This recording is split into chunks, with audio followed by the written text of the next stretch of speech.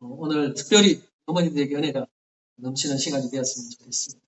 아멘. 오늘 마더스데이 맞이해서 관련된 말씀을 좀 함께 나누려고 하는데요. 사실 한국어로 치면 어버이주의이고 미국은 좀 나눠져 있습니다.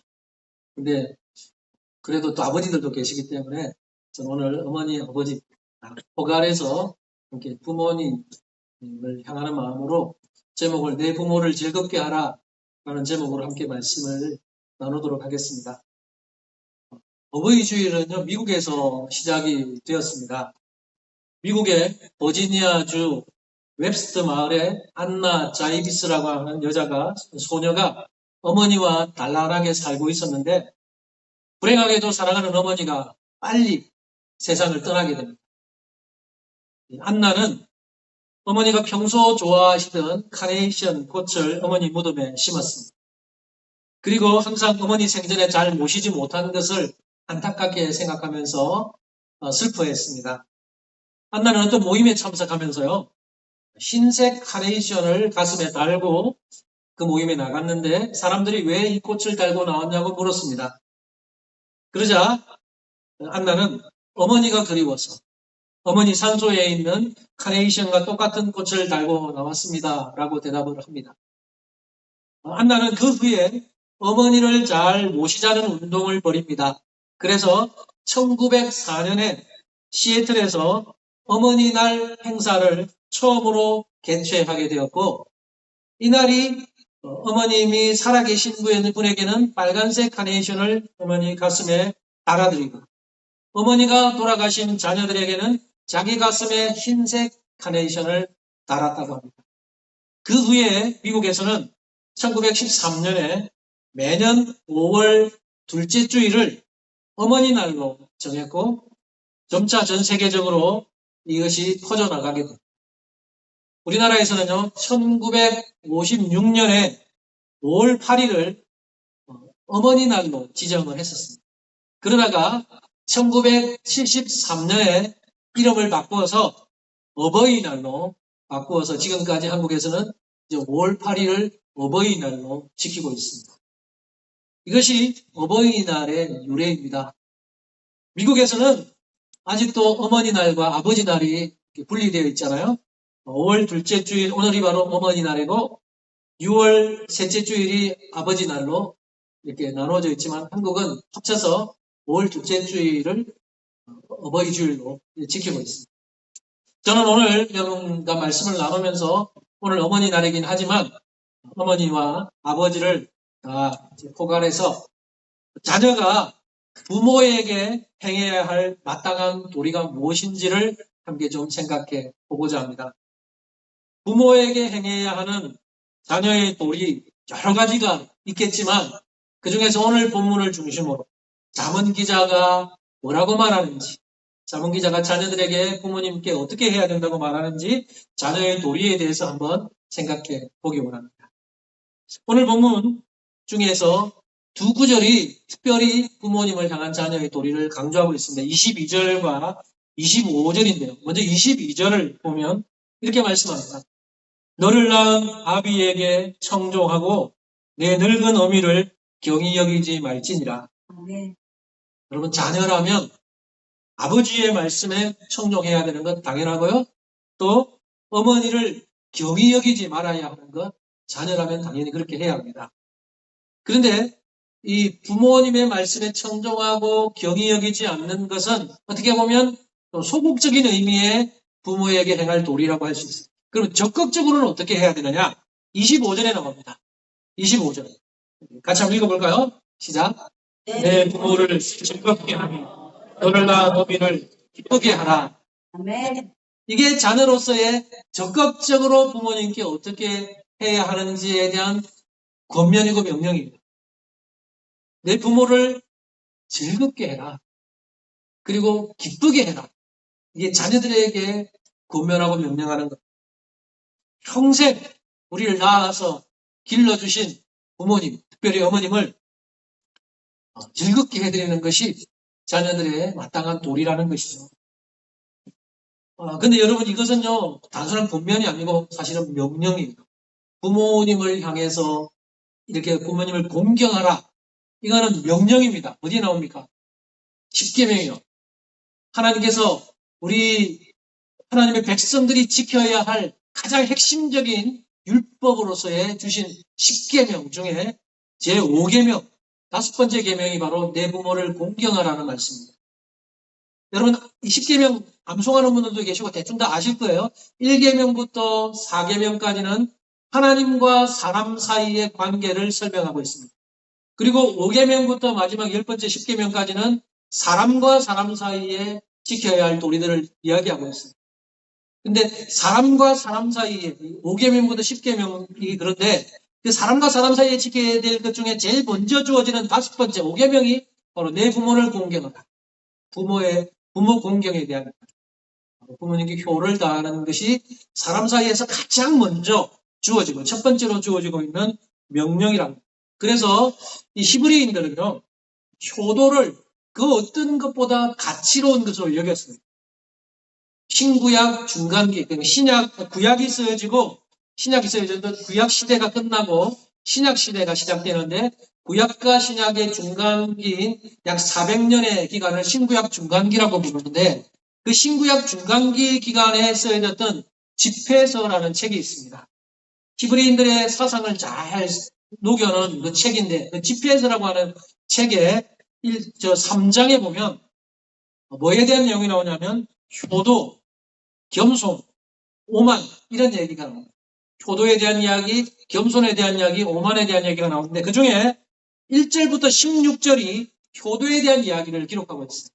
우리 성경에 있는 내용은 아니지만 유대인들이, 히브리인들이 가지고 있는 그 집회서라고 하는 책의 3장 1절부터 16절에 나오는 내용을 여러분이 간단하게 좀 소개시켜 드리려고 합니다. 효도에 대한 내용을 강조하는 내용입니다. 제가 한번 읽어 드릴 테니까 한번 눈으로 확인해 보세요. 너희는 들으라. 내가 자녀의 본분에 대해서 말하리니 내 말을 듣고 실천하면 구원을 받으리라. 주님께서는 자식들에게 아비를 공경하게 하셨고 또한 어미의 권위를 보장해 주셨다. 아비를 공경하는 것은 자기 죄를 벗는 것이며 어미를 공경하는 것은 보화를 쌓아 올리는 것이다. 아비를 공경하는 사람은 자기 자식들에게서 기쁨을 얻고 그가 기구하는 것을 주님께서 들어주시리라. 아비를 공경하는 사람은 오래 살 것이며 주님께 순종하는 사람은 어미를 평안케 한다. 주님을 두려워하는 사람은 아비를 공경하며 하인이 주인을 섬기듯이 자기 어버이를 섬길 것이다. 말과 행실로 내 아비를 공경하여라. 그러면 그의 축복을 받으리라. 아비의 축복은 그 자녀의 집안을 흥하게 하고 어미의 원망은 그 집안을 뒤엎는다. 내 아비를 가벼이 여기거나 자기 자랑을 하지 말아라. 내 아비의 불명예가 어찌 너의 명예가 되겠느냐. 아비의 명예는 자식의 영광이며 어미의 불명예는 자식의 치욕이다. 너는 내 아비가 늙었을 때 잘 보살피고 그가 살아있는 동안 슬프게 하지 말아라. 그가 서로 노망을 부리더라도 잘 참아받고 내가 젊고 힘있다고 해서 그를 업신여기지 말아라. 아비를 잘 섬긴 공은 잊혀지지 않으리니 내 죄는 용서받고 새 삶을 입을 것이다. 내가 역경에 처했을 때 주님께서는 너의 효도를 기억하시겠고 내 죄는 얼음이 햇볕에 녹듯이 쓰러질 것이다. 자기 아비를 저버리는 것은 하나님을 모독하는 것이요 어미를 노엽게 하는 것은 주님의 저주를 부르는 것이다. 이게 히브리인들이 사상에 스며있는 집회서 3장에 나오는 일부 효도에 대한 내용입니다. 여러분 이것을 통해서 알 수 있듯이 히브리인들은요 부모에게 효도를 다하는 것을 하나님의 뜻으로 여겼습니다. 기독교는 이러한 효도에 대한 사상을 그대로 이어받은 종교예요. 그래서 기독교는 효를 굉장히 강조합니다. 부모를 공경하라 라고 하는 10계명의 제5계명은 사람과 사람 사이에 지켜야 할 제 첫 번째 계명이에요. 사람과 사람 사이의 도리가 뭔데 많은 이야기입니다. 살인하지 마라, 간음하지 마라, 도둑질하면 안 된다, 거짓말하지 마라, 이웃을 탐내지 마라 이런 말씀이 나오지만 그것보다 가장 먼저 사람과 사람 사이에 주어진 첫 번째 계명이 바로 내 부모를 공경하라. 부모님을 얼마나 소중하게 여기는지를 우리는 알 수 있어요. 근데 여러분 오늘날 우리 현실을 한번 보세요. 그리고 여러분을 한번 돌아보십시오. 이제 여기에는 이제 다 부모님들이 대부분 앉아 계시지만 부모를 공경하고 효도하는 것은 우리 자녀들의 세대를 보면 알아요. 우선순위에서 사실 굉장히 밀려나 있다는 느낌이 듭니다. 특별히 우리가 지금 살고 있는 이 21세기는 효사상이 점점 희미해져 가고 있습니다. 이 서구는 물론이고 전통적으로 효를 강조해왔던 동양이나 우리나라 한국만 봐도 부모 공경에 대한 이 효사상의 정신이 계속해서 희미해져 가고 있습니다. 오늘날 젊은이들을 보면 부모님보다는 연인을 더 먼저 챙기는 것. 발렌타인데이, 또 무슨 데이 있죠? 우리 한국 같은 경우 화이트데이, 그 다음에 로즈데이, 들어봤습니까? 미국은 얼마 전에 보니까 발렌타인데이 엄청 크게 챙기더라고요. 한국도 물론 챙기지만 요즘 젊은이 세대 사이에서 많이 챙기는데 2월 14일 발렌타인데이, 3월 14일 화이트데이, 5월 14일 로즈데이 이래가지고 온갖 것 무슨 데이를 많이 만들어놨어요. 상술이기도 합니다. 돈 좀 벌려고. 그래서 초콜릿 주는 날, 사탕 주는 날, 장미 주는 날 이래서 막 정해놓고 그렇게 데이를 뭐 11월 11일 빼빼로 데이를 해고 하여튼 그런 데이를 만들어요. 그래서 그런 데이는 주로 뭘 위함입니까? 연인들을 위해서. 연인들을 즐겁게 하고 연인을 기쁘게 하기 위해서 그런 데이들을 많이 만들어놨죠. 그래서 오늘날 이 젊은이들 보면 자기 애인, 사랑하는 연인들을 챙기고 즐겁게 해주는 데는 너무 열심히 해요. 그런데 정작 부모님을 즐겁게 해드리기 위해서 챙기는 데는 많이 소홀합니다. 너무나 부모님들을 즐겁게 하려고 하는 자녀들이 좀 찾아보기 너무나 어렵지 않느냐 이런 생각이 듭니다. 유교에는요, 효경이라고 하는 경전이 있다고 합니다. 불교에는 부모 은중경이라고 하는 경전이 있어요. 이 경전들은 다 효에 대한 이야기를 담은 경전입니다. 그런데 기독교에는 효도만을 이렇게 중점적으로 내용을 모아서 만든 책은 없어요. 뭐 창세기, 출애굽기, 마태복음 이렇게 읽어보면 다 효를 중심으로 한 건 아니에요. 그래서 성경에 효에 대한 이야기가 안 나오는 건 아니에요. 군데군데 부모님께 효도해야 된다는 내용은 나오지만 효에 대한 주제를 딱 모아서 만든 책은 없기 때문에 기독교는 효를 별로 중요시 하지 않나 뭐 이렇게 생각하는 가볍게 여길 수 있는 여지가 좀 있는 것 같아요. 그래서 그렇게 생각하는 사람들도 좀 있는 것 같아요. 그러나 그렇지 않아요. 이 기독교는요, 효를 너무너무 중요시 합니다. 부모 공경은 그 어떤 것보다도 강조하고 있는 거예요. 그래서 기독교, 우리 그리스도인들이라면 부모 공경, 이 효도를 정말 우리가 잘 실천하고 소중하게 여겨야 할 것입니다. 사랑하는 성도 여러분, 특히 부모님을 두신 자녀 여러분, 부모님이 아직 살아계시다면 한번 여러분 돌아보시기 바랍니다. 여러분은 얼마나 효도를 다하고 계십니까? 아버지와 어머니를 즐겁고 기쁘게 해드리려고 하고 있습니까? 정직하게 한번 여러분의 마음에 대답해 보시기 바랍니다. 저는 오늘 어머니날 또 어버이주의를 보내면서 우리의 어머니에 대해서, 우리의 아버지에 대해서 한번 좀 생각해 보려고 합니다. 여러분들 중에 혹시나 부모님께 마땅히 해야 할 것을 하지 못했다면, 이 시간 부모님이 아직 살아계신 분이 있다면 오늘을 계기로 효를 하시는 그런 시간이 되었으면 좋겠습니다. 어머니에 대해서 어머니가 어떤 분이신지, 아버지가 어떤 분이신지 오늘 한번 좀 돌아보려고. 먼저 어머니에 대해서 한번 생각해 볼게요. 이런 말이 있습니다. 여자는 약하나 어머니는 강하다. 어머니는 정말 강합니다. 윌리엄 셰익스피어, 빅토르 위그, 줄리 오스카 이런 분들이 이 얘기를 했다는 거예요. 여자는 약하나 어머니는 강하다. 어머니는 자식이 아픈 곳을 어루만지는 약손과 같은 존재예요. 그래서 어릴 때 부모님이 아이들이 엄마 내 배 아파요. 그러면 엄마가 엄마 손은 약손하면서 배를 이렇게 싹 문질러주면 희한하게 배가 나아요. 참 이상하게. 할머니 손은 약손이에요. 할머니 손이 저도 어릴 때 할머니가 배 탁 문질러면 이상하게 심리적으로 그랬는지 모르지만 이상하게 낫더라고요. 낫고 괜찮아져. 그래서 어머니의 손은 뭔가 영험이 있는 손처럼 좀 능력의 손처럼 그런 은혜들이 있는 것 같습니다. 어머니의 손은 만병통치약 같은 약손과 같은 이 어머니의 따뜻함이 아마 전달되고 사랑이 전달돼서 그럴 거라고 생각이 듭니다. 독일의 작가인 장 파울이라고 하는 사람은 이렇게 말을 했어요.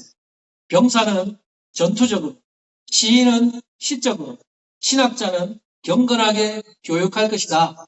그러나 어머니만은 인격적으로 교육할 것이다.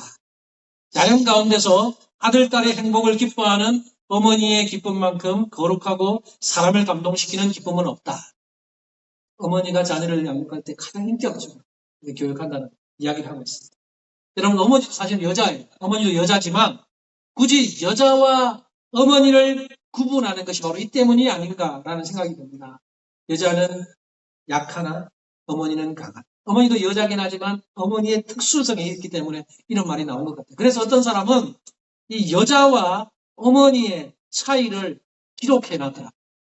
요즘 여자와 어머니의 차이가 뭘까요? 이렇게 기록을 해놨어요. 한번 보실까요?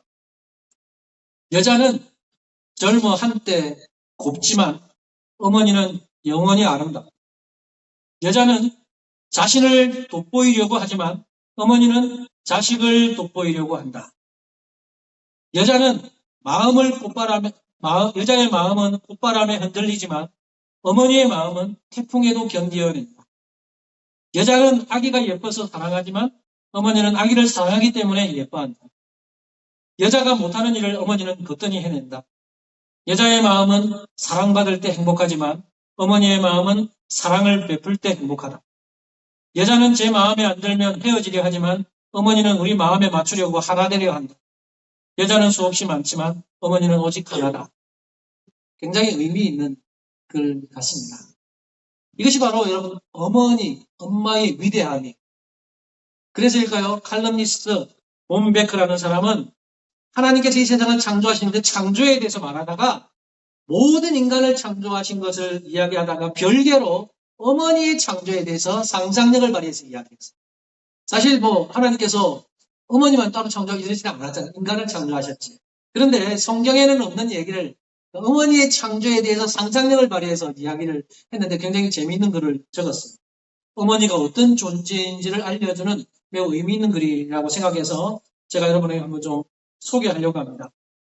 하나님이 어머니를 창조하신 때를 특유의 재담으로 풀어서 이야기하는데요. 하나님께서 다른 인간을 만들 때와는 다르게 어머니라는 존재를 만들 때는 굉장히 관심을 두고 오랫동안 세심을 기울여서 만드셨다. 물론 성경에는 없는 얘기입니다. 그러나 어머니가 어떤 존재인지를 강조하기 위해서 이렇게 이야기한 것 같아요. 그래서 한 천사가 물었대요. 하나님, 어머니라는 존재에게만 그렇게 신경을 쓰신 이유가 뭡니까? 라고 물으니까 하나님 이렇게 대답하셨대요. 이건 그냥 참고만, 성경에 있는 이야기는 아니고 어머니의 존재를 강조하기 위해서 한 얘기인데 이렇게 이야기했다. 이 여인은 티끌 하나 없이 깨끗해야 한다. 식구들이 남긴 음식을 먹고서도 일할 수 있어야 하고 무릎 위에 아기를 재우다가도 금방 일어나 집안일을 해야 하며 입맞춤 한 번으로 아이의 넘어져 생긴 상처부터 실연의 상처에 이르기까지 무엇이든 고칠 수 있어야 하지. 아마 손이 12는 있어야 할 게다. 그리고 눈은 세 쌍을 가져야 해. 한 쌍은 닫힌 문을 꿰뚫어 보아 미리 다 알고 있으면서도 얘들아 뭐하고 있니? 할 때 필요하고 또 한 쌍은 뒤쪽에 붙어 있어서 봐서는 안 되지만 알고 있어야 할 것들을 보는 데 쓰이지. 그리고 마지막 한 쌍이 얼굴에 있는 눈이다. 그 눈은 아이가 어려울 때 굳이 말하지 않고도 널 사랑한다는 마음을 알리는 데 필요하지. 또한 이 여인은 병이 들었을 때 스스로 고쳐야 하며 한 근도 안 되는 고기를 가지고 여러 식구를 먹여야 한단다. 이렇게 이야기를 했다. 여러분, 이 글은요, 어머니가 하는 일이 얼마나 많고 또 어머니가 하는 일이 얼마나 위대한지를 보여주는 글이라고 생각됩니다. 어머니가 그만큼 위대하다는 것. 저는 이곳에 계신 어머니들을 그래서 존경하고 대단하다고 생각하고 정말 하나님 은혜가 우리 사랑하는 어머니들에게 가득가득 임했으면 좋겠다. 그런 생각이 듭니다. 어머니, 엄마. 저는 군대 갔다 오기 전까지는 엄마라고 불러요. 군대 갔다 와서 호칭을 바꿨어요. 어머니라고 바꿔서 부르면서 지금까지 이제 어머니라고 부르고 있는데 엄마와 어머니라고 하는 단어는 눈물을 동반하는 단어입니다. 어렸을 때 다치거나 아플 때 엄마 하면서 울어요. 나이가 들어서도 힘들 때는 엄마, 어머니 찾으면서 웁니다. 또 생각하면서 웁니다. 특히 남자들 군대 갔을 때 어머니라는 글자만 봐도, 어머니라는 소리만 들어도 울컥합니다. 눈물이 나요. 이게 어머니의 위대함이죠. 영국 문화원이 2004년 11월 25일 70주년, 창립 70주년을 기념해서 비영어권 국가 102개국에 4만 명을 대상으로 해서 설문조사를 했어요. 이렇게 질문했습니다. 이 세상에서 가장 아름다운 영어 단어가 뭐냐? 가장 아름다운 단어가 뭐라고 생각하냐? 1위가 어머니였어요. 어머니라는 단어가 그만큼 아름다운 단어라는 거죠. 저는 오늘 이 어머니날, 어버이주의를 보내면서 어머니의 노고와 사랑을 다시 한번 생각하면서 깊이 감사하는 시간이 되었으면 좋겠고, 특별히 자녀들은 어머니가 살아계시고 부모님이 살아계시다면 그 마음 오늘 가지고 어머니에게 감사와 사랑을 표현해 보셨으면 좋겠습니다. 자, 이번에는 아버지에 대해서 한번 생각해 보겠습니다. 아버지. 자, 아버지에 대해서 나누기 전에 동영상이 있는데 하나를 좀 보려고 하는데요. 동영상 하나를 좀 한번 보고 아버지에 대한 이야기를 이어가겠습니다. 충선이 아빠, 진영이 아빠. 항상 미안해요, 걔한테는.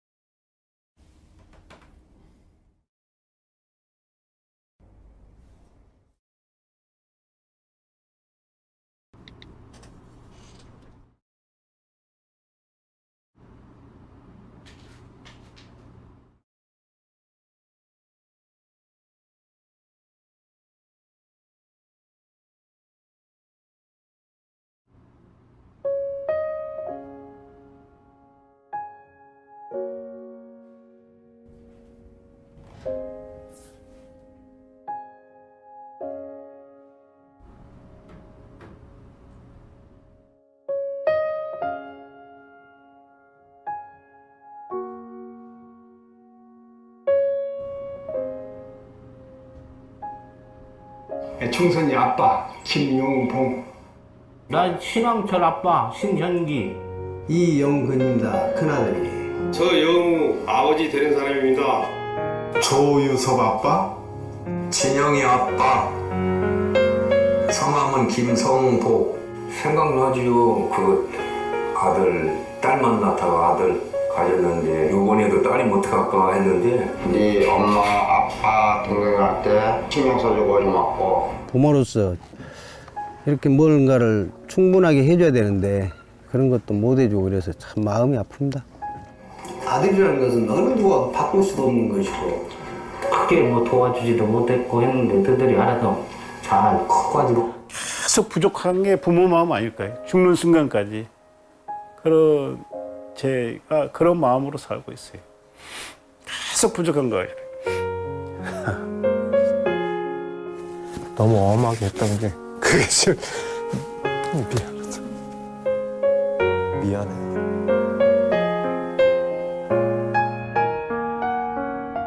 항상 내가 부족하고 항상 미안해요, 걔한테는. 미안하다 참. 모든 것이 부족하고 못 가르치고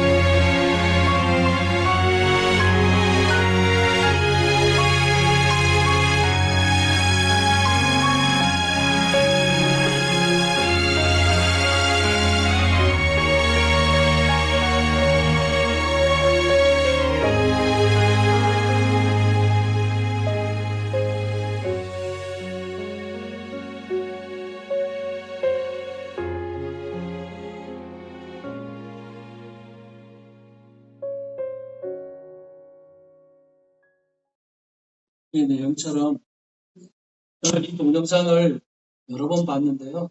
볼 때마다 사실 눈물을 주체할 수가 없어서 아버지를 생각하면서 제 마음이 너무 많이 아파서 울었는데 오늘 설교할 때는 안 울려고 이미 다 울고 왔습니다. 청선이 아빠. 사실 우리는 자녀에 대해서는 이것저것 챙기고 자녀를 안아본 적이 언제냐, 자녀가 좋아하는 음식이 뭐냐, 자녀의 자는 모습을 봤냐, 많이 봤죠, 알죠. 근데 아버지가 자는 모습 봤냐, 아버지가 좋아하는 음식이 뭐냐, 아버지를 언제 한번 안아드렸냐, 기억이 잘 안 날 정도로 아버지에 대해서 우리가 그러진 않습니다. 그래서 오늘 우리가 부모님을 한번 이렇게 좀 생각해 봤습니다. 그래서 아버지란 누구인가 제가 굉장히 의미 있는 글이 있어서 저에게 도전이 또 돼서 아버지가 어떤 분이신지를 기록해 놓은 어떤 글을 제가 한번 소개해 드리겠습니다. 아버지란 누구인가? 아버지란 기분이 좋을 때 헛기침을 하고 겁이 날 때 너트름 웃음을 웃는 사람이다. 아버지란 자기가 기대한 만큼 아들, 딸의 학교 성적이 좋지 않을 때 겉으로는 괜찮아 하면서도 속으로는 몹시 화가 나는 사람이다. 아버지의 마음은 먹칠을 한 유리로 되어 있다. 그래서 잘 깨지기도 하지만 속은 잘 보이지 않는다. 아버지란 울 장소가 없기에 슬픈 사람이다. 아버지가 아침 식탁에서 성급하게 일어나서 나가는 장소, 직장은 즐거운 일만 기다리는 곳은 아니다. 아버지는 머리가 새 딸린 용과 싸우러 나간다. 그것은 피로와 끝없는 일과 직장 상사에게서 받는 스트레스이다.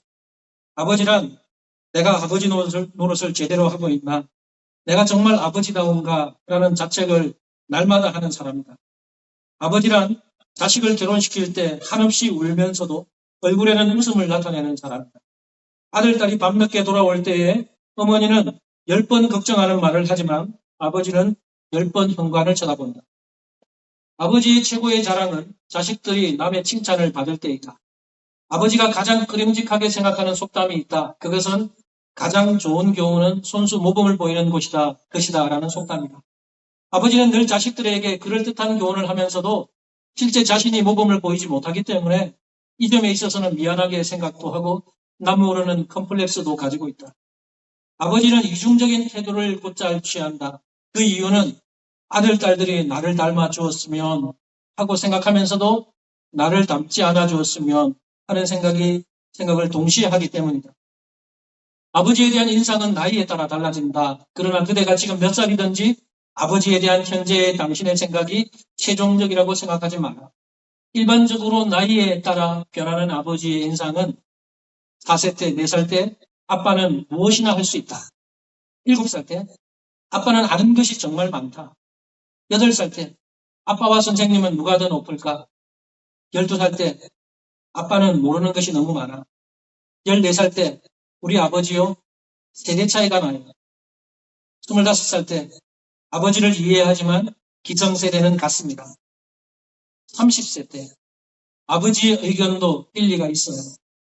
40세 때 여보 우리가 이 일을 결정하기 전에 아버지의 의견을 물어봅시다. 50세 때 아버님은 훌륭한 분이셨어. 60세 때 아버님께서 살아계셨다면 꼭 조언을 들었을 텐데. 아버지란 돌아가신 뒤에도 두고두고 그 말씀이 생각나는 사람이다. 아버지란 돌아가신 후에야 보고 싶은 사람이다. 아버지는 결코 무관심한 사람이 아니다. 아버지가 무관심한 사람처럼 보이는 것은 체면과 자존심과 미안함 같은 것이 어우러져서 그 마음을 쉽게 나타내지 못하기 때문이다. 아버지의 웃음은 어머니의 웃음 2배쯤 농도가 진하다. 울음은 10배쯤 될 것이다.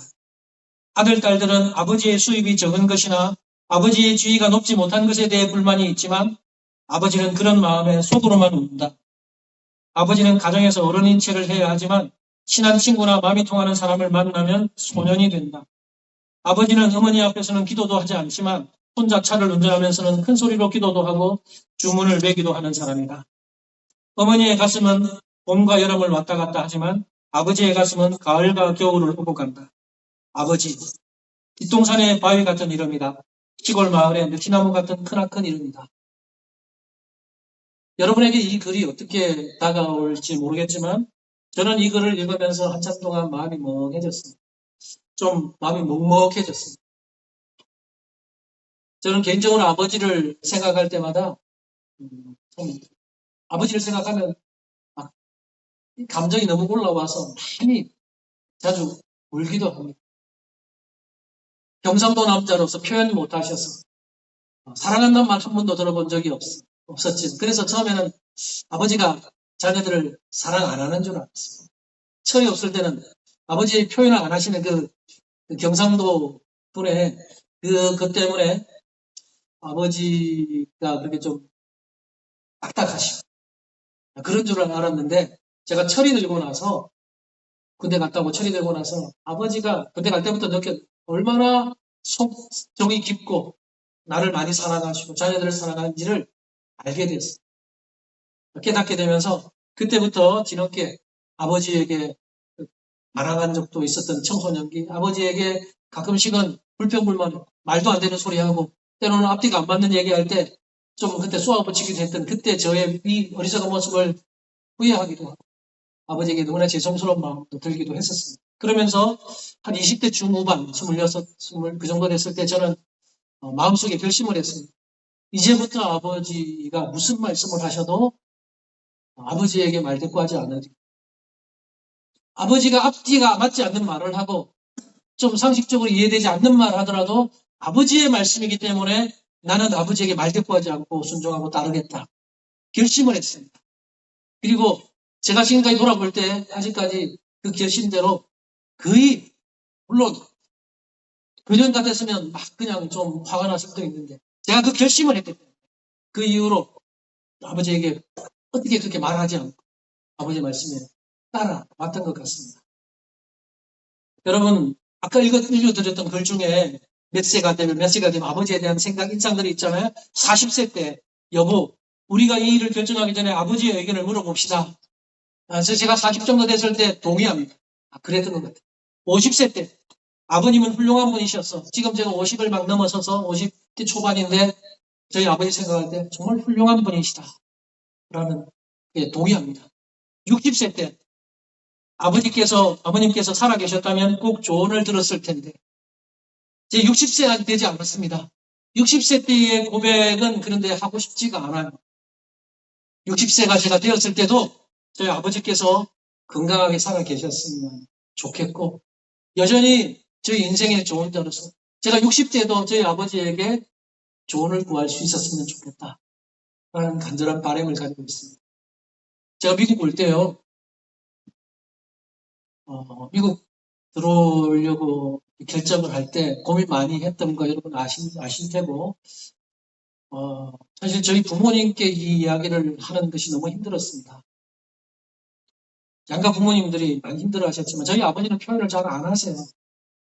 제가 그렇게 이야기했을 때 아버지는 그러면 어쩔 수 없지 라고만 이야기를 하셨지만 제가 들어오기 전까지 아버지가 많이 우셨어요. 한번 어머니가 전화 오셔서 아버지에게 전화 좀 자주 해라. 아버지도 방에 들어가서 혼자 울고 계신다. 80이 넘은 아버지께서 그렇게 장남 보내는 게 많이 슬퍼서 많이 우셨어요. 제가 그래서 아버지 우신다는 얘기 듣고 바로 그 다음날 2시간 반 운전해서 고향으로 갔습니다. 아버지 좀 달래려고.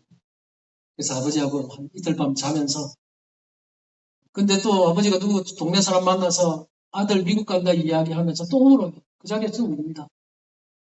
그런 아버지에게 어머니에게 제가 할 수 있는 말은 어쨌든 건강하세요. 건강하셨으면 좋겠어요. 우리 부모님들은 제가 미국 가면 영원히 못 볼 거라고 생각하는지 그래서 제가 아버지, 어머니 제가 2, 3년에 한 번 올게요. 아버지 얼굴 보고 올 테니까 그때까지 어쨌든 아프지 말고 건강하게만 살아계세요. 그렇게 이야기를 하면서 영상통화는 요즘에 하지만 얼굴 그래도 다행히 옛날처럼 영상통화 못할 때보다 훨씬 좋아졌죠. 몸에 앞에서 얼굴과 얼굴을 대하면서 영상이 아니라 실제로 몸을 좀 부딪히고 안아주고 이렇게 못하는 것은 여전히 아들로서 불효자의 마음이 들 때도 있고 안타까운 마음이 들 때도 있습니다. 기회가 되면 또 아버지 뵈러 갈 때가 있지만 제가 바라는 것은 건강하셨으면 좋겠다. 인생의 좋은 자로서 오래오래 사셨으면 좋겠다. 저희 어머니는 너무 자주 아프시기 때문에 어머니는 지금도 여러 번 병원에 입원하셨어요. 사실 어머니도 마음이 많이 걸립니다. 언제 돌아가실지 몰라서. 네, 그런 어머니를 두고 온 게 장남으로서 너무 미안하기도 하지만 하나님께서 좀 지켜주셨으면 좋겠다는 마음이 제 마음에 많이 남아 있습니다. 사랑하는 여러분, 이제 말씀을 정리하겠습니다. 우리 부모님을 두신 자녀들이 있다면 이 어머니 날을 보내면서 또 어버이 주일을 보내면서 여러분의 아버지 어머니에게 정말 잘 해드리고 즐겁게 해드리고 기쁘시게 해드리길 바랍니다. 또 우리 교회에 우리 친어머니 친아버지는 아니지만 영적으로 한 가족된 우리 부모님들 같은 분들 계시잖아요. 우리 어머니 아버지와 같은 분들인데 이분들 너무나 훌륭하고 위대하신 분들. 이분들 정말 우리가 같은 마음으로 효도하고 섬기시고 그래서 우리 사랑하는 어머니 아버지 같은 분들 오래오래 사시고 그리고 행복하게 사시도록 그렇게 우리가 함께 좀 기도하면서 이렇게 보냈으면 좋겠습니다. 같이 한번 기도합시다.